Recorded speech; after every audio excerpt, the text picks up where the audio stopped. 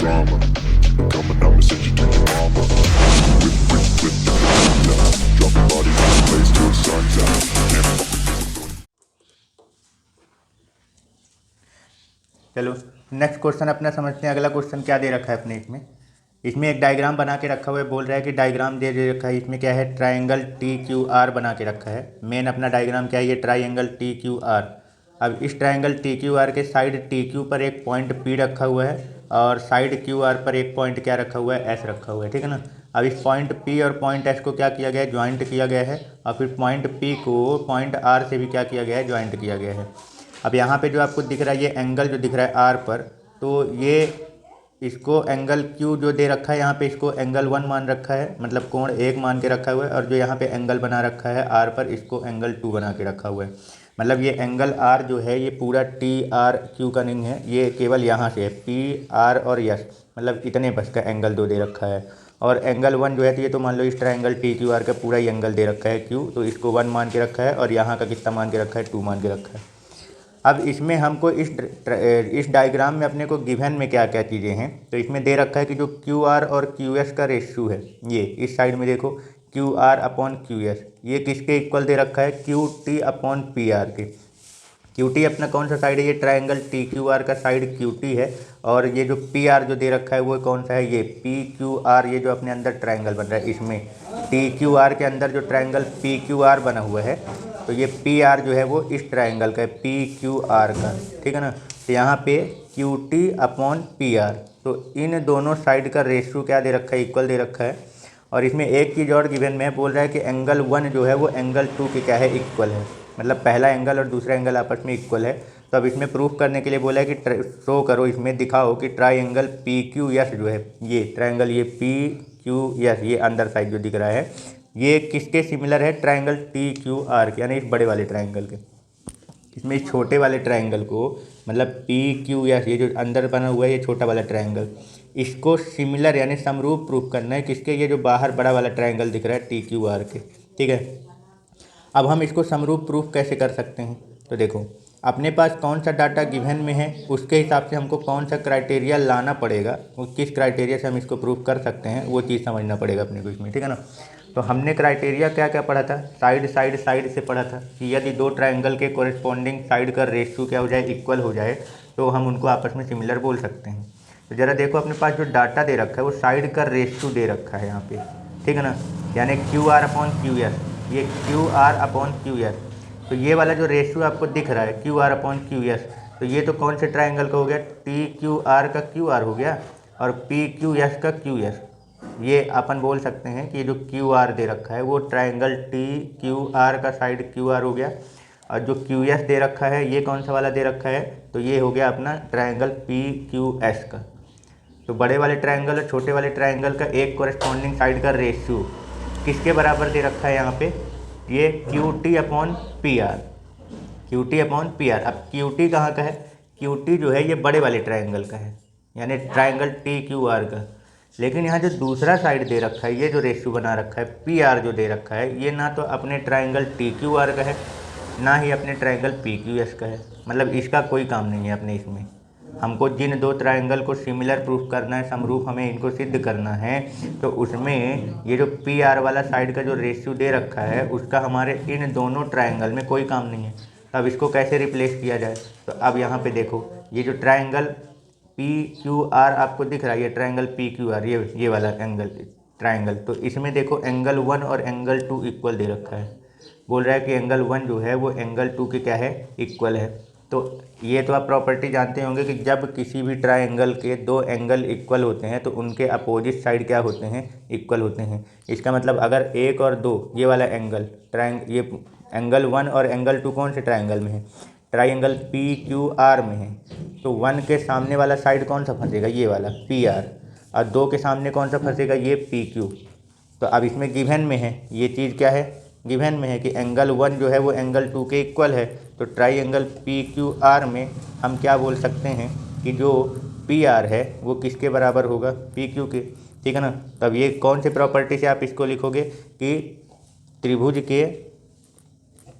त्रिभुज यानी ट्रायंगल के बराबर कोण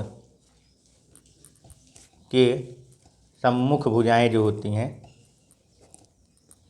वो क्या होती हैं, बराबर होती हैं। सम्मुख भुजाएं क्या होती हैं, बराबर होती हैं। ठीक है, मतलब किसी भी ट्राइंगल के इक्वल एंगल का अपोजिट साइड जो होता है वो भी क्या होता है, इक्वल होता है। बराबर कोण यानी इक्वल एंगल, और सम्मुख भुजाएं यानी अपोजिट साइड, और बराबर होती है यानी इक्वल होती है। यानी किसी भी ट्राइंगल के इक्वल एंगल का अपोजिट साइड जो होता है वो क्या होता है, इक्वल होता है। तो मतलब हम ट्राइंगल के इस नियम के हिसाब से ये बोल सकते हैं कि जो पी आर है वो पी क्यू की क्या हो जाएगा, बराबर। तो अब ज़रा यहाँ पे देखो, ये जो दूसरी चीज़ अपने को ये जो गिवन में रेशियो जो दे रखा है, तो ये गिवन में है कि Q R upon Q S is equal to Q T upon P R दे रखा है। अब अपन पी आर बराबर पी क्यू ला चुके हैं, तो इसकी जगह पे क्या कर दो, पुट कर दो। तो Q R upon Q S is equal to Q T upon अपन पी आर की जगह क्या लिख सकते हैं, पी क्यू लिख सकते हैं। क्या लिख सकते हैं, पी क्यू। ये यहाँ तक कोई दिक्कत? तो ज़रा ये देखो, ये वाला जो हमने रेशियो बनाया है ये हमारा इसी ट्राइंगल का है कि नहीं, जिस ट्राइंगल को हमको प्रूफ करना है similar, triangle P Q S और ट्राइंगल टी क्यू आर। ठीक है ना। तो इसमें क्या दे रखा है, ये क्यू आर जो है, बड़े वाले ट्राइंगल को देखो, बड़े वाले ट्राइंगल का साइड क्यू आर, और उसका रेशियो किसके साथ बनाया है, छोटे वाले ट्राइंगल पी क्यू एस के क्यू एस के साथ। अब ये किसके बराबर आ रहा है, Q T upon P Q. Q T कहाँ है, ये बड़े वाले ट्राइंगल का क्यू टी है, और छोटे वाले ट्राइंगल पी क्यू का ये पी क्यू हो गया। समझ गए, पी क्यू एस ट्राइंगल का ये साइड पी क्यू। तो ये कोरेस्पॉन्डिंग साइड का रेशियो बराबर आ गया यहाँ पे। इतना क्लियर हो गया। अब दो साइड का रेशियो अपने पास बराबर दे रखा है, तो इसका मतलब तीसरी क्राइटेरिया अपने को ये लानी पड़ेगी कि इनका कोरेस्पॉन्डिंग एंगल भी क्या होना चाहिए, इक्वल होना चाहिए। क्योंकि अगर साइड से अपन सिमिलर प्रूफ करेंगे भुजाओं से, तो हमको उसके तीनों कोरेस्पॉन्डिंग साइड का रेशियो बराबर लाना पड़ेगा। यानी जो इसके तीनों साइड हैं उनके तीनों भुजाओं के संगत भुजाओं का अनुपात अपने को क्या करना पड़ेगा, बराबर लाना पड़ेगा, तभी ये क्या हो पाएगा, समरूप त्रिभुज हो पाएगा। पर अपने पास यहाँ पे इस दोनों ट्रायंगल से रिलेटेड केवल दो साइड का रेशियो क्या दे रखा है, बराबर दे रखा है। तो इसका मतलब जब अपने को दो साइड का रेशियो बराबर दे रखा होता है तो हमको एक एंगल भी बराबर क्या करना पड़ेगा, लाना पड़ेगा। अब वो एंगल जो कोरेस्पॉन्डिंग साइड हैं उन्हीं के बीच वाला होना चाहिए। तो अब ज़रा थोड़ा सा ये देखो, जिन ट्रायंगल को हमें सिमिलर प्रूफ करना है उनका कोरेस्पॉन्डिंग साइड बनेगा कौन और कोरेस्पॉन्डिंग एंगल कौन बनेंगे। तो ज़रा यहाँ पे देखो, जो ये अपना ट्रायंगल पी क्यू या से इसका जो पी दिख रहा है, ये पी किसका कोरेस्पॉन्डिंग है, पॉइंट टी का। क्यू किसका कोरेस्पॉन्डिंग है, क्यू का ही है कोरेस्पॉन्डिंग। ये देखो यहाँ पे जो ट्रायंगल पी क्यू एस का ये जो पॉइंट क्यू है, यानी वर्टेक्स जो क्यू है वो ट्रायंगल टी क्यू आर का जो वर्टेक्स क्यू है उसी का कोरेस्पॉन्डिंग है। इसका मतलब यहाँ पे जो एंगल क्यू है वो टी क्यू आर और पी क्यू एस दोनों में कॉमन हो गया। तो अपन इसको लिख सकते हैं ना ऐसे, angle of P Q S is equal to angle of T Q R. ये तो अपने को जो दो क्राइटेरिया चाहिए था वो अपने को मिल गया कि नहीं मिल गया यहाँ पे। तो अपन अब इन दोनों क्राइटेरिया से इसको बोल सकते हैं ना कि ये दोनों ट्रायंगल जो हैं वो क्या हो गए हैं, सिमिलर, समरूप हो गए हैं। किस क्राइटेरिया से भाई, देखो दो कोरेस्पॉन्डिंग साइड का रेशियो बराबर आ गया इन दोनों ट्रायंगल के, टी क्यू आर और पी क्यू एस के दो कोरेस्पॉन्डिंग साइड का रेशियो इक्वल आ गया, और दूसरा उन दोनों का एक कोरेस्पॉन्डिंग एंगल भी इक्वल आ गया। तो हम इसको अब क्या बोल सकते हैं कि नहीं बोल सकते कि ट्रायंगल पी क्यू एस जो है वो समरूप है या सिमिलर है ट्रायंगल टी क्यू आर के। और कौन से क्राइटेरिया से, तो अपने को क्या मिला है, दो कोरेस्पॉन्डिंग साइड का रेशियो और एक कोरेस्पॉन्डिंग साइड का एंगल। तो ये कौन सी क्राइटेरिया थी, साइड एंगल साइड सिमिलरिटी। यानी कि इसमें कौन सा सिमिलरिटी का रूल लगा है, साइड एंगल साइड का। तो आ गया समझ में कि कैसे अपने को प्रूफ करना था ये दोनों ट्रायंगल एक दूसरे के क्या हैं, सिमिलर हैं। ठीक है।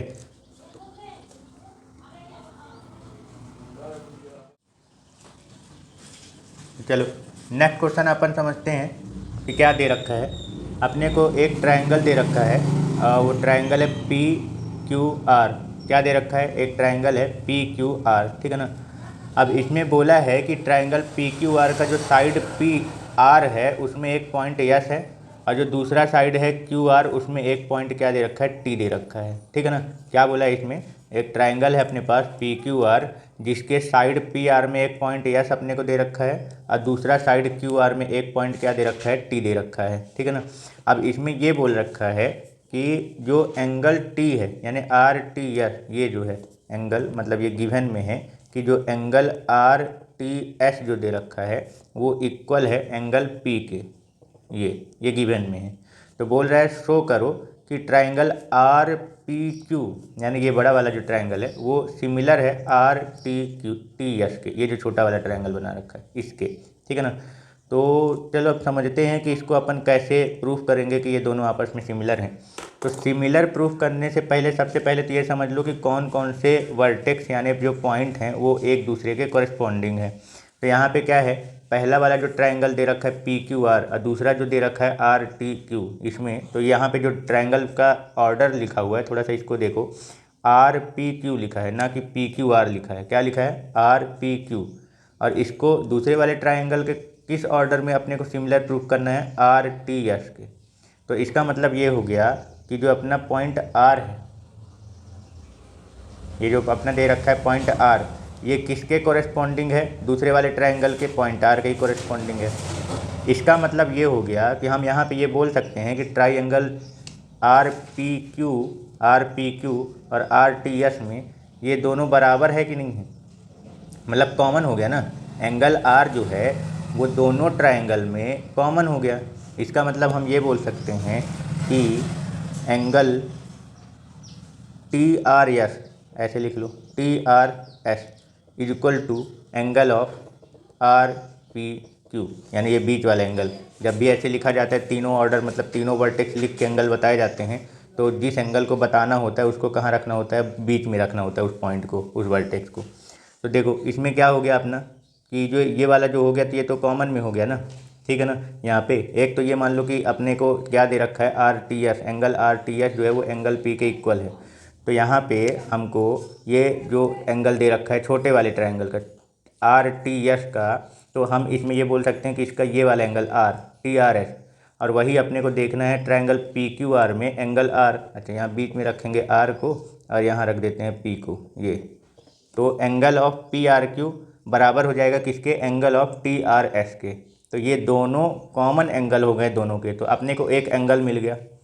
अब दूसरा वो खुद दे रखा है, गिवन में है, क्वेश्चन में दे रखा है कि angle of R T S, मतलब ये वाला angle triangle R T S का angle of R T S जो है वो किसके इक्वल दे रखा है, बड़े वाले ट्रायंगल के एंगल ऑफ पी के। अब यहाँ पे अपने को दो एंगल क्या हो गए, इन दोनों ट्रायंगल के दो कॉरेस्पॉन्डिंग एंगल अपने को क्या मिल गए, बराबर। पहला तो खुद ही दे रखा है कि एंगल ऑफ टी जो है वो एंगल ऑफ पी के बराबर है, angle of R T S angle of Q P R, या ये वाला। तो ये तो खुद ही क्वेश्चन में दे रखा था ये वाला एंगल, तो एक एंगल तो अपने को ऑलरेडी पता है कि उनके कॉरेस्पॉन्डिंग एंगल इक्वल हैं। और दूसरा क्या है कि पी क्यू आर और टी एस आर में आर दोनों का कॉमन हो गया और दोनों का आर कॉरेस्पॉन्डिंग ही है। जरा यहाँ पे देखो क्वेश्चन, इसमें ट्रायंगल की सिमिलरिटी में देख लो कि आर के कॉरेस्पॉन्डिंग कौन सा दे रखा है, आर ही दे रखा है ना। तो ये अपने को इसका, इसमें अगर आप लिखोगे तो इसमें क्या बोलोगे, कॉमन एंगल, उभयनिष्ठ कोण हो गया, तो इससे बराबर हो गए। तो अब जैसे ही अपने पास दो एंगल बराबर मिल जाते हैं तो वो दोनों ट्रायंगल क्या हो जाते हैं, सिमिलर हो जाते हैं। और कौन सी क्राइटेरिया अपन लगाते हैं, जब दो कॉरेस्पॉन्डिंग एंगल इक्वल हो जाते हैं तो तीसरा अपने आप क्या हो जाता है, इक्वल हो जाता है। ये तो क्लियर ही होगा। तो इसका मतलब हम इसमें बोल सकते हैं कि ट्राइंगल पी क्यू आर जो है वो सिमिलर है, यानी समरूप है ट्राइंगल आर टी एस के, ठीक है ना। ये इसमें ऑर्डर उल्टा लिख दिया है, इसमें जो ऑर्डर दे रखा है उसी ऑर्डर में। इस चीज़ को ध्यान रखना कि क्वेश्चन में जिस ऑर्डर में हमको सिमिलरिटी प्रूफ करने के लिए बोल रखा है हमको उसी ऑर्डर में लिखना है। अगर ऑर्डर आप क्या कर दोगे, चेंज कर दोगे, तो इसका वो क्या हो जाएगा, सिमिलरिटी चेंज हो जाएगी फिर, क्योंकि कॉरेस्पॉन्डिंग साइड और कॉरेस्पॉन्डिंग वर्टेक्स एक साथ लिखे जाते हैं एक ही ऑर्डर में, ठीक है ना। तो यानी कि यहाँ पे अपने को क्या लिखना है, ट्राइंगल आर पी क्यू ये सिमिलर है ट्राइंगल आर टी एस के। क्लियर हो गया, ठीक है। चलो अब इसमें क्राइटेरिया पूछा जाएगा कि कौन से क्राइटेरिया से ये आपस में सिमिलर हैं। तो हमको क्या चीज़ें इसमें इक्वल मिली थी, दो कॉरेस्पॉन्डिंग एंगल इक्वल मिला था। तो हम इसमें क्या लिखेंगे, बाई एंगल सिमिलरिटी से क्या लिखेंगे, बाई एंगल सिमिलरिटी, यानी कि कोण समरूपता के नियम से हम इन दोनों त्रिभुज को क्या बोल सकते हैं कि ये समरूप हैं, ठीक है।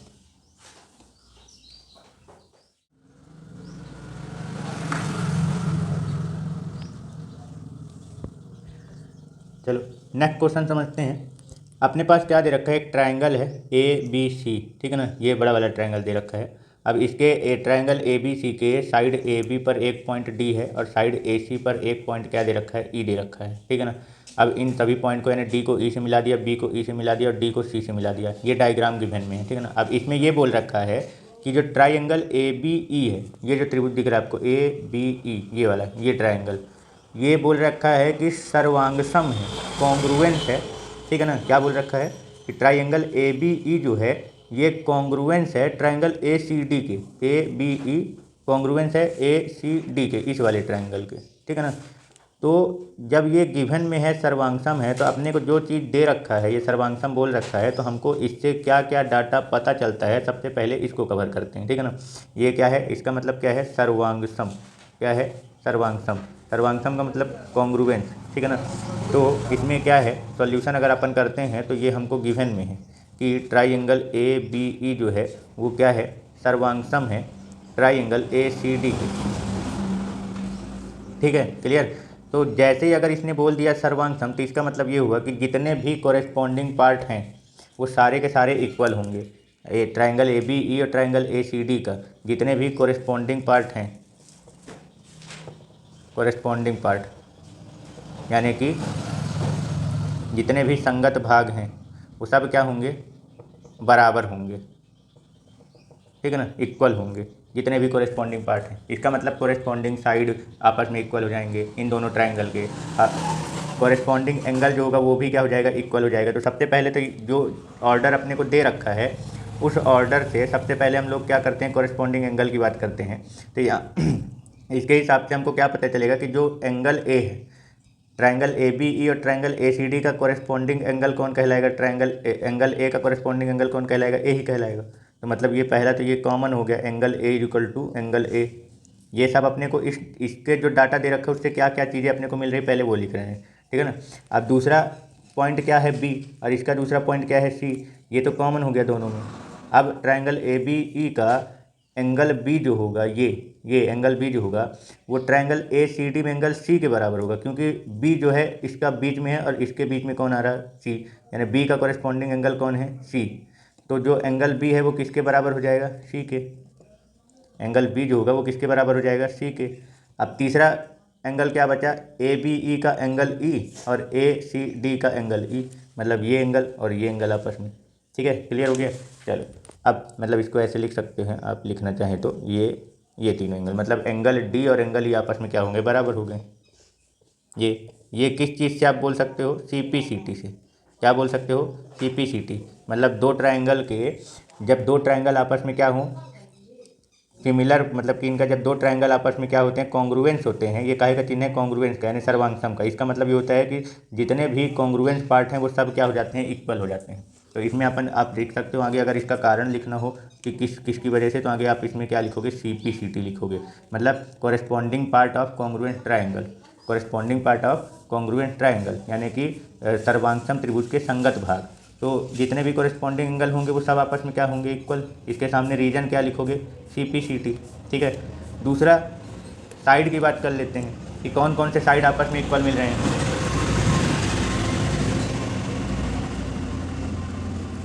ठीक है, तो अपने को एंगल तो पता चल गया कि कौन कौन से एंगल इन दोनों ट्राइंगल से कौन कौन से एंगल इक्वल मिलेंगे। अब साइड की बात करते हैं तो जैसे इसका पहला कॉरेस्पॉन्डिंग वर्टेक्स ए और दूसरा इसका क्या लेते हैं, अगर साइड आप इसका ए बी लोगे तो दूसरे वाले का क्या लेना पड़ेगा, ए सी।